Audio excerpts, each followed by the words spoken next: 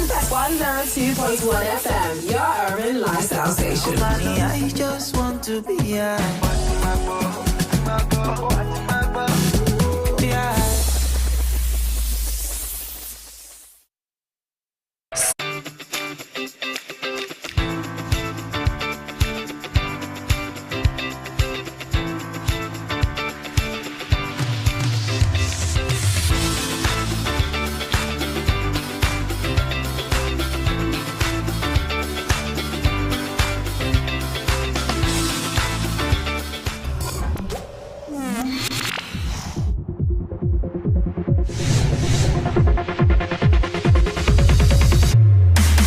Hello and welcome. The show is on record where every word matters. We are live on YouTube and on X. Of course, this is High Impact 102.1 FM, and I am Vivian Oguche. On the program, we discuss the actions, inactions of government, ministries, departments, and agencies, as well as business and health affairs that shape our worldview. The program also encapsulates personalities and institutions that make decisions that affect the lives of people one way or the other.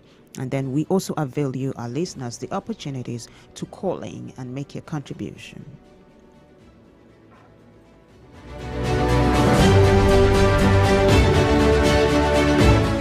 Now, Nigeria's constitutional development since gaining independence in 1960 reflects the country's complex political landscape and evolving governance structures. As a nation characterized by diverse ethnicities, religions, and cultures, Nigeria's quest for a stable constitutional framework has been marked by a series of significant changes and challenges. Beginning with the parliamentary system established at the independence, Nigeria experienced a series of military coups from 1966 to 1999, enduring military rule with only a brief return to democracy during the Second Nigerian Republic from 1979 to 1983. Now, the last coup took place in 1993, leading to the establishment of the Fourth Nigerian Republic in 1999, which reinstated, military or multi-party democracy. This historical evolution has influenced the country's legal and political identity, raising questions about the necessity of constitutional review. Now, the phone line is open. It is 0700 1021 1021. You can send WhatsApp messages to 0907 224 5018. We are live on YouTube, High Impact 102.1 FM, and on X at High Impact 102.1 FM. You can also watch us live on High Impact TV, on Facebook at High Impact Studios, and at High Impact TV on Nicomsat 42 degree East. We'll be right back after this short break.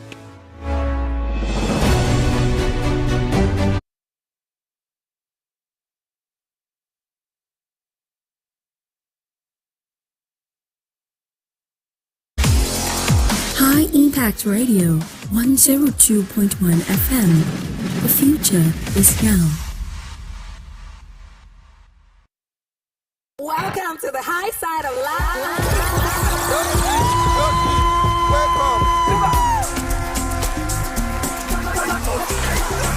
Join us every day at High Impact 102.1 FM, your urban lifestyle station. I just want to be yeah.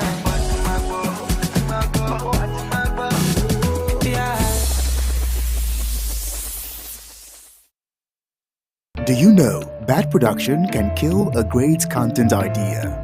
Do you want to have a photo shoot, audio production, or do you need a professional voiceover artist? Do you simply want unmatched cinematography, video production, or just event coverage, such as weddings, birthdays, or burials? Or do you need a space for meetings or conferences? All these are possible with High Impact Studios. Don't bring down your creativity, let's help you take it high. And out of this world with our state-of-the-art equipment and first-class studio space. We give you the quality you deserve at the best rate. For more details, call 0706 393 5694 or 0915 958 1881.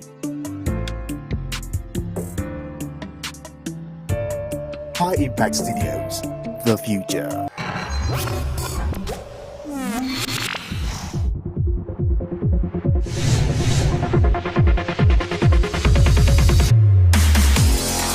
High Impact Radio, A record where every word matters on High Impact 102.1 FM. We are live on YouTube, High Impact 102.1 FM, and on X at High Impact 102.1 FM. You can also watch us live on Facebook at High Impact Studios and High Impact TV on Nikon South 42 degree East. To join the discussion, you can call 0700 1021 1021, or you can send WhatsApp messages to 0907 224 5018. The topic of the day is a look at Nigeria's constitutional development from 1960 to the present day. And joining us right now is Bolanle Olugbani. It's such a pleasure to have you join us, Bolanle. Good morning. Good morning. Yes. Now, Bolanle Olugbani is a legal practitioner, and we are going to hit the ground running. So my first question to you is, in your opinion, has the 1999 Constitution effectively addressed the diverse ethnic, religious, and political challenges within our dear country, Nigeria?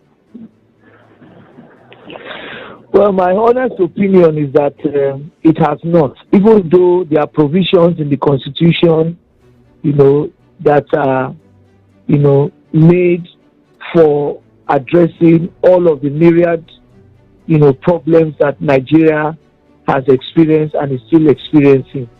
What you find is that the implementers of the Constitution, the various constituted authority at the executive, legislative, in fact, essentially the political class, have found ways not to imbibe the spirit of the Constitution. By that I mean that rather than implementing the Constitution to the last letter, they have, by acts of omission and commission,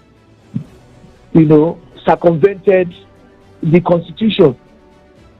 The Constitution in Section 10 says that there is no state religion. The Constitution says in Section 14 that all Nigerians must be given equal opportunities to political offices, business opportunities, employment, contracts. Nobody must be discriminated upon with regards to age, religion, tribe, sex, gender.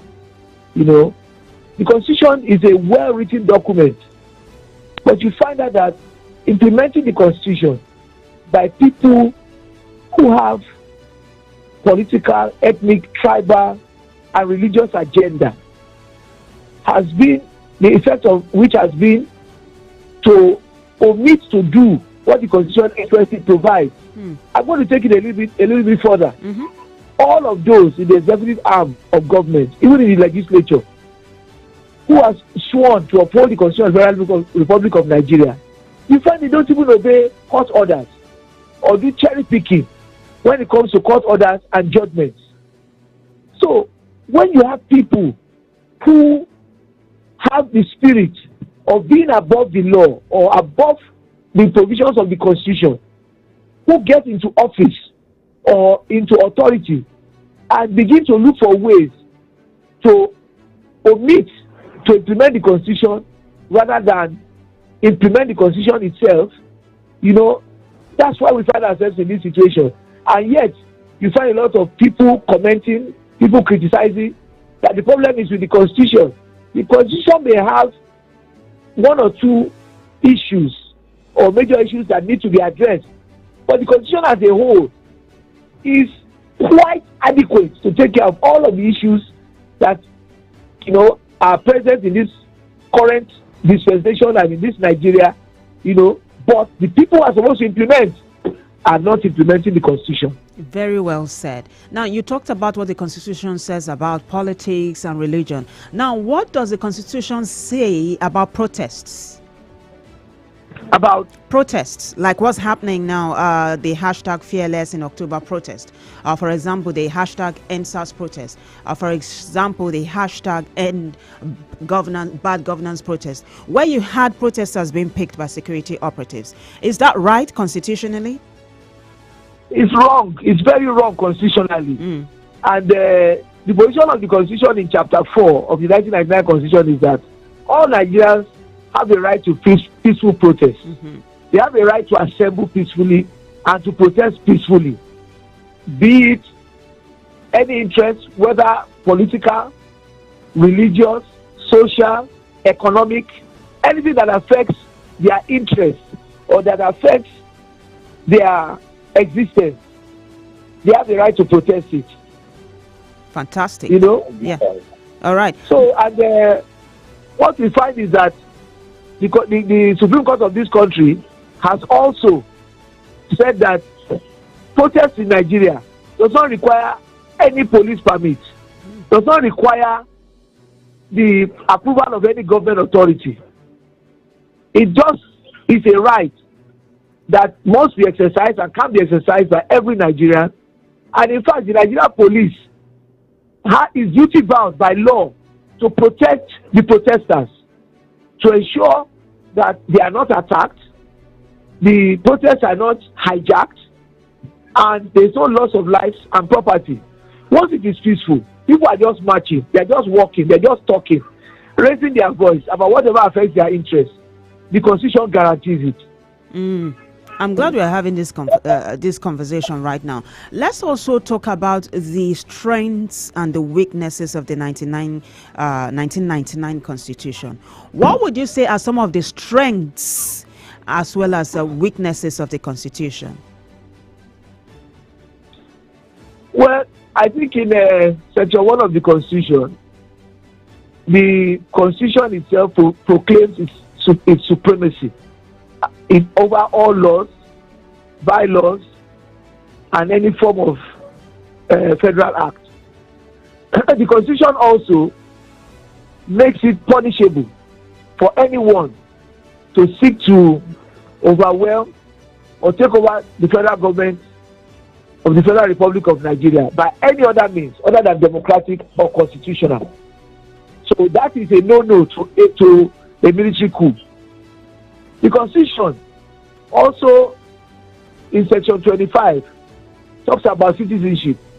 Citizenship by birth, naturalization, and registration. It clearly tells you who is qualified to be in Nigeria. These are clauses. You can't walk into Nigeria without connivance of immigration authorities and claim to be a Nigerian if your grandparents, your parents, or any of your parents, as at 1960, were not citizens of this country. You can also be a Nigerian if you are a spouse of a non-Nigerian and you have stayed constant in this country for a period of time as provided for by the Constitution, and by reason of the fact that the president gives approval, you can become someone with a permanent residency.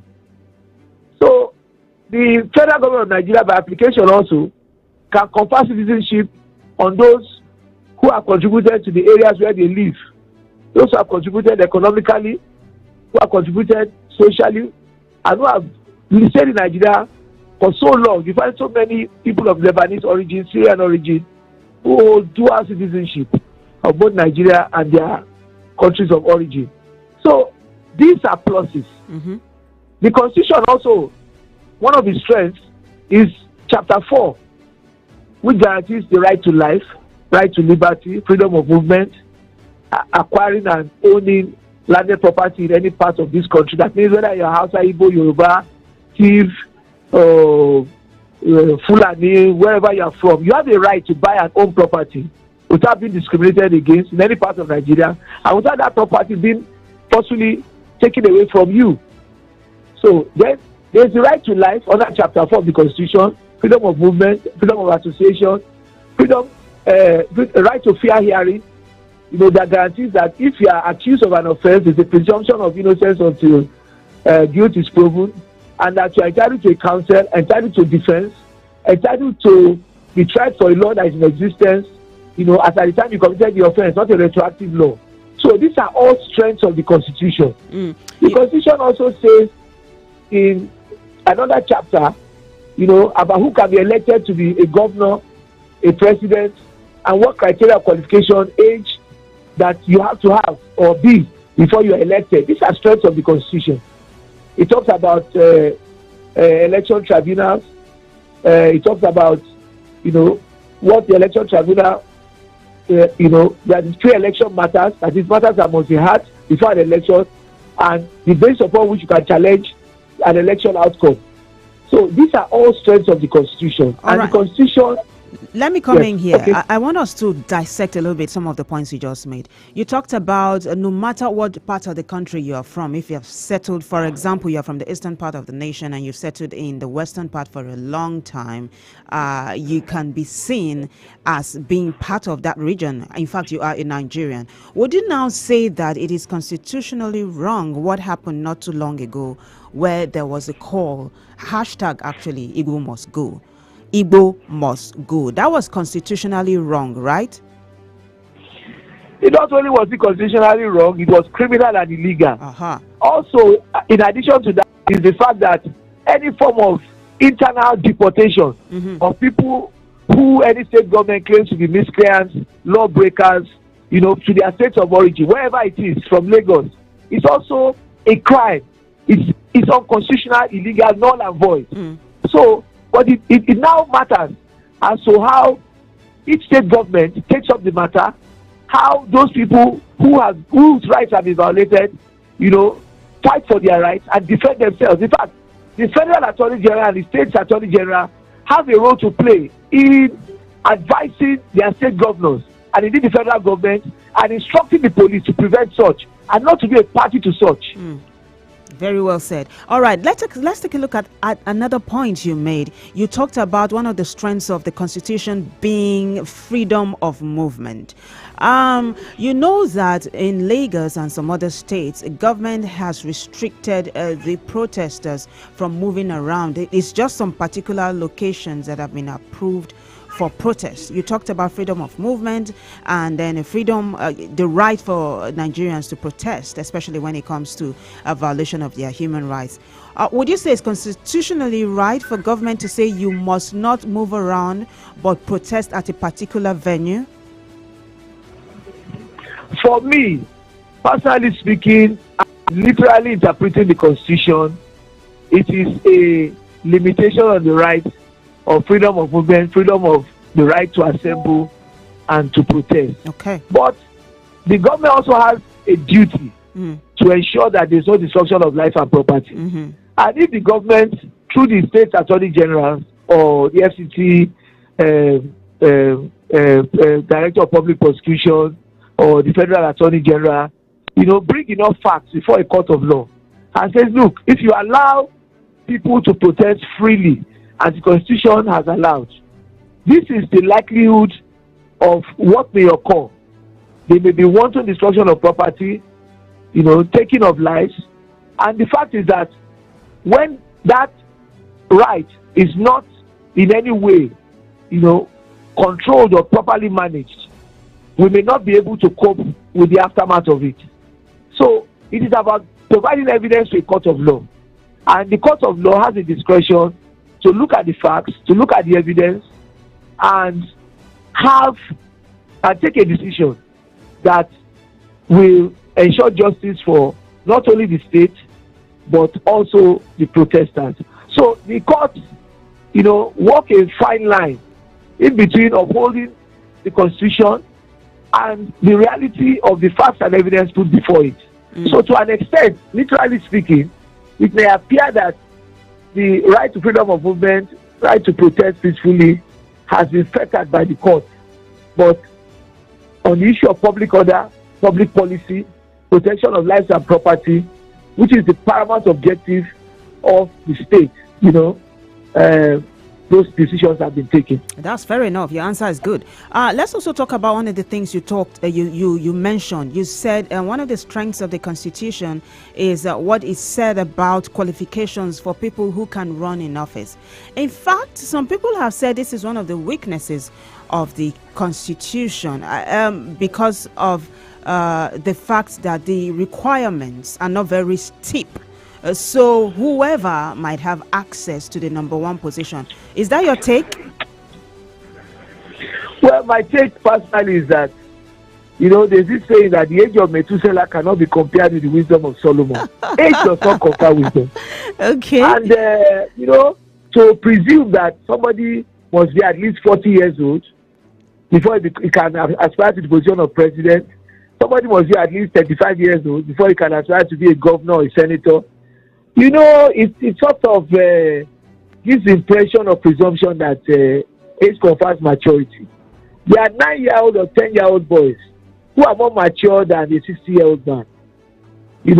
This wisdom and ability to administer, to hold office, and to do what is right is given by God.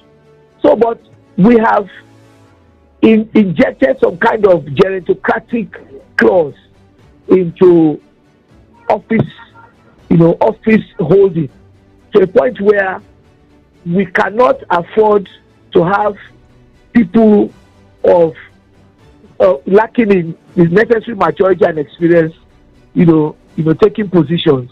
So that on one side, it appears to be a presumption, a rebuttable presumption. On the other side, the drafters of the Constitution were only trying to ensure that somebody who is 40, because they also say that a fool at 40 is a fool forever. Somebody who is 40 ought not to be a fool and should be able to be mature, responsible, disciplined enough to be able to aspire to the position of president, even for somebody who is 35 at least, to be able to hold the position of governor. In the First Republic and the first military regime in Nigeria, those who were made governors were 28, 29. Mm-hmm. But like I don't want to mention the commissioners, Lagos State, Western Region, were just 28, 27, 25 when they became state commissioners. And so if in the early days people who were younger could hold the highest office in the land, why is the provision in the Constitution now to limit the potential of qualified, educated, and determined, Nigerians? In fact, I find it, Barrister, that has been addressed, right, under the previous administration of former President Muhammadu Buhari, where we had the not too young to run bill. I know, not too young to run. But let's talk about the academic qualifications of people who run for office. Do you think the provisions, the requirements which has been approved by the Constitution is good enough? Let me have you quickly take this in under 2 minutes before we go on a short break. Oh, you mean the provision that says you must have at least an O-level, yes. school cert? Yes. Well, the drafters of the Constitution and the majority of them come from a side of the country which is educationally disadvantaged. Mm-hmm. So, in other parts of the country, the first degree is not a big deal. PhDs are not big deal in some parts. And what you find is that when the majority drafts a constitution, they draft it to favor themselves. Mm. So that is the order of the day, and that's what has been injected into the constitution. That we have the majority. If the person we choose to be our president has only school cert, once we elect him, he's the president. That is serious. Now, let's quickly take a break here, Barrister. When we come back, we will continue this conversation, right? Thank you so much. Guys, we'll be right back after this short break. Do you know that production can kill a great content idea? Do you want to have a photo shoot, audio production, or do you need a professional voiceover artist? Do you simply want unmatched cinematography, video production, or just event coverage, such as weddings, birthdays, or burials? Or do you need a space for meetings or conferences? All these are possible with High Impact Studios. Don't bring down your creativity, let's help you take it high. And out of this world with our state-of-the-art equipment and first-class studio space.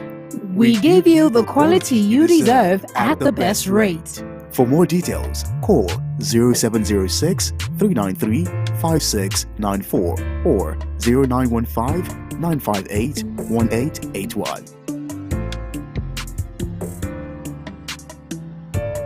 High Impact Studios, the future.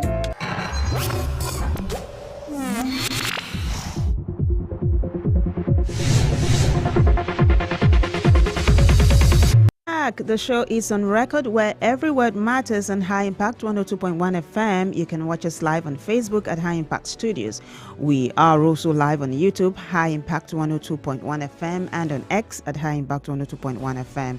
We are still discussing the topic actually is a look at Nigeria's constitutional development, really, from 1960 to the present day, and I have been with Barrister Bolanle Olugbani. Barrister, thank you so much for hanging out with us today.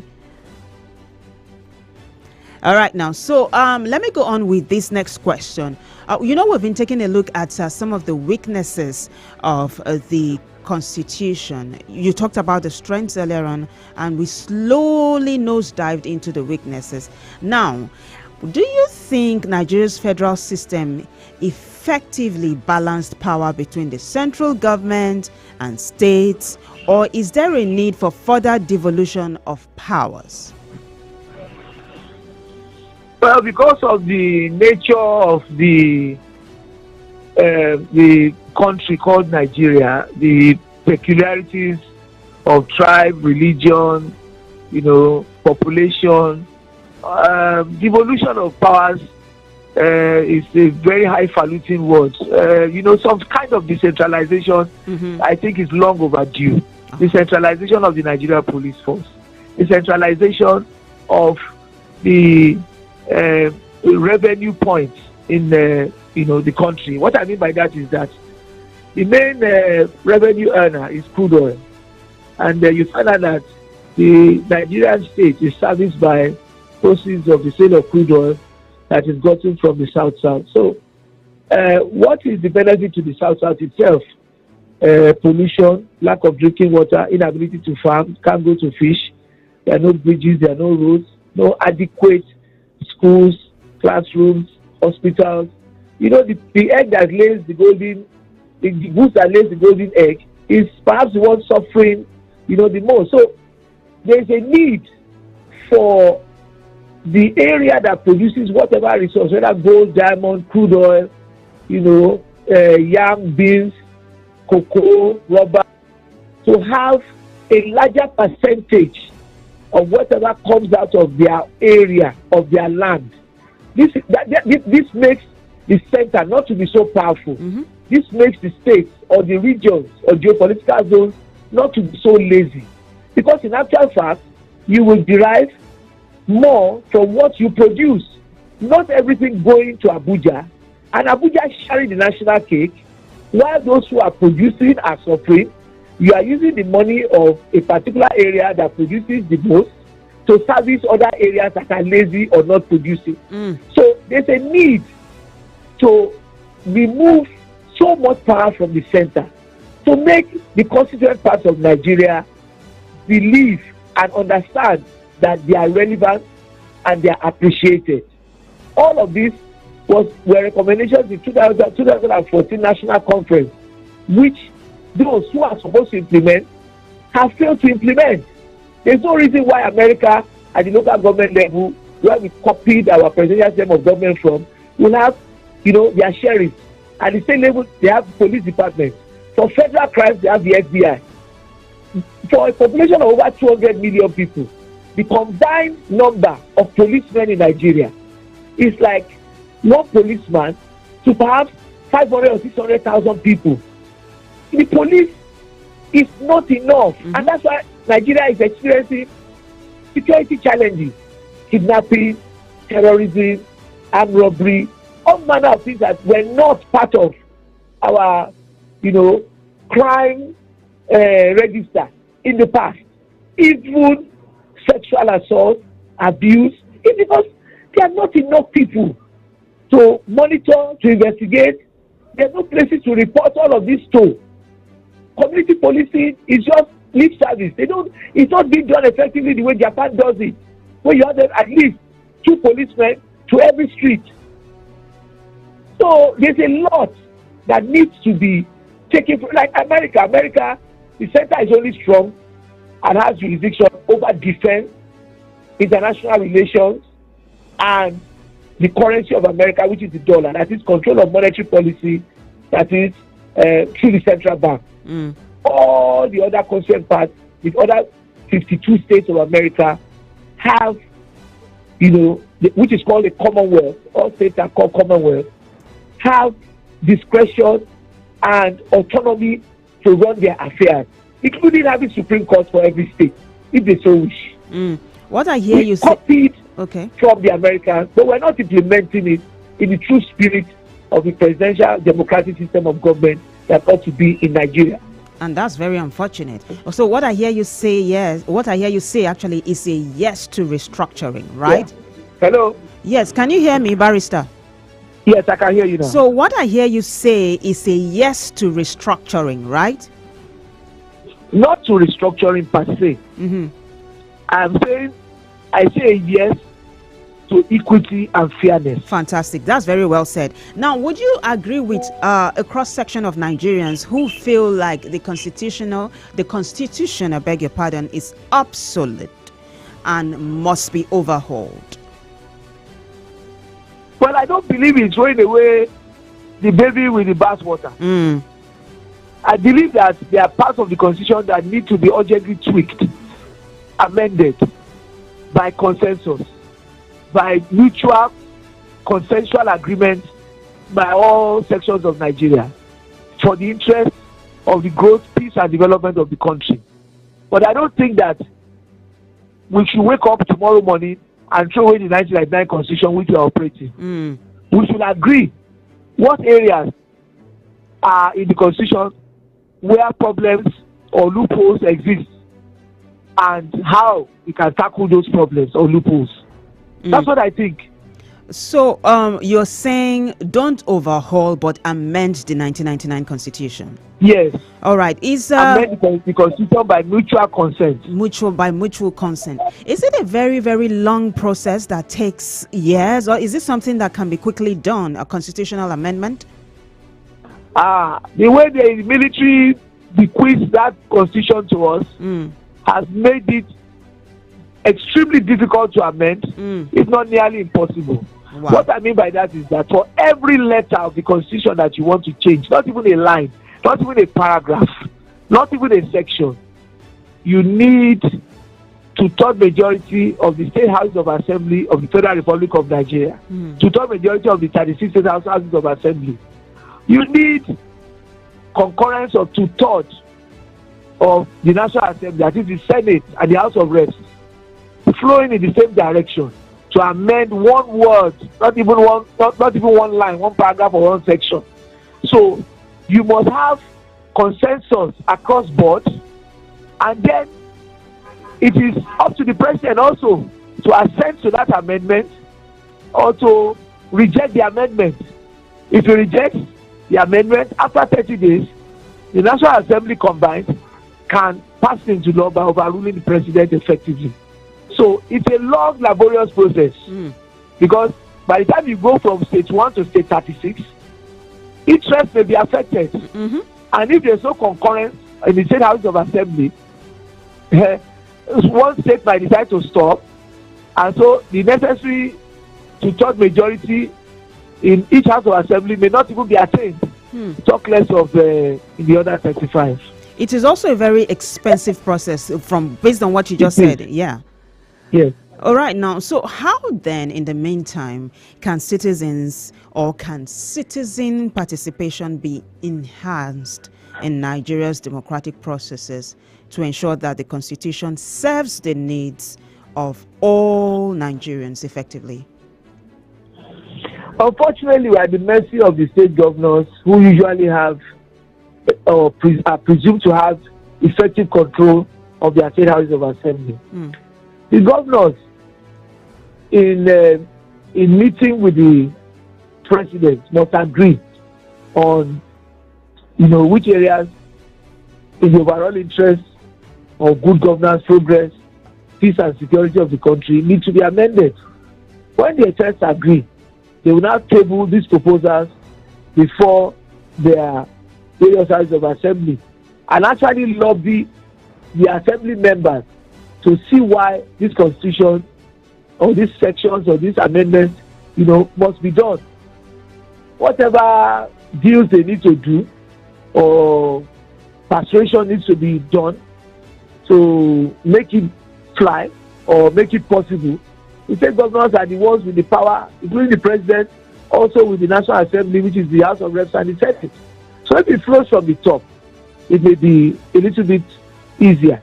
But participation from the grassroots to effect amendment of the Constitution won't even go beyond the word level, because from the grassroots or from the people, they lack the financial, economic, political wherewithal to be able to channel and effect that type of amendment or change. Barrister, I know you have explained that it is better to amend the Constitution than just throw it away outrightly. You have also explained that it's almost impossible to do the amendment because of the processes involved. But take a look at Nigeria today. I mean, yesterday was the anniversary of 64th anniversary of independence from colonial rule. But same day, Nigerians were on the streets protesting hunger and hardship. Do you think there is a pressing need for a constitutional review in the Nigeria of today? Well, obviously, everyone cannot be, heading the same direction. While we're celebrating freedom from colonial rule and self-governance effectively since 1960, there are those who have taken a critical look at the way things are economically, politically, and all spheres or ramifications, of things in Nigeria, and have, and who decided that it was not really a day for celebration. It was a day to make a point about certain things that appear to need, urgent attention and which must be corrected. And so they just used the opportunity of the Independence Day celebration to make their voices heard to those who are in a position to make the effective change. So, and that is as a result of the fact that we are self-governing and there is a constitution in place so that the benefits of the constitution. Although there was heavy police presence, security presence, I would want to think that the presence of, security and deployment of policemen, law enforcement everywhere was to ensure that everything will go peacefully and that such protest, such legitimate protest guaranteed by the Constitution, was not hijacked and lives and property were not lost. So, protest is an integral part of democracy. It's the ability to listen to the other side, to listen to those who may not be in the majority but have a valid point to make. All right, that's very well said. You have just under a minute now, Barrister. So if there was going to be a national confab and you were to be a participant, what specific constitutional changes would you personally advocate for to improve governance in the country? First of all, I think that the proposed youth confab, may be a waste of time, energy, and money. Okay. Because I think that everybody ad infinitum, we know the problems. The youth have articulated it. You don't need a confab to be able to address the problem, except you are, trying to, control the outcome of the confab, or you are trying to, distract from what should be attended to, urgently. I think the problems are so well articulated, so well known, that we ought not to be wasting time, and rather we should be looking for a way to limit interaction and consultation and just get down to what needs to be done. I think that's a safe place for us to land. Thank you so much for being a part of the show this morning. We do appreciate All right, you. thank you. Yes, thank you.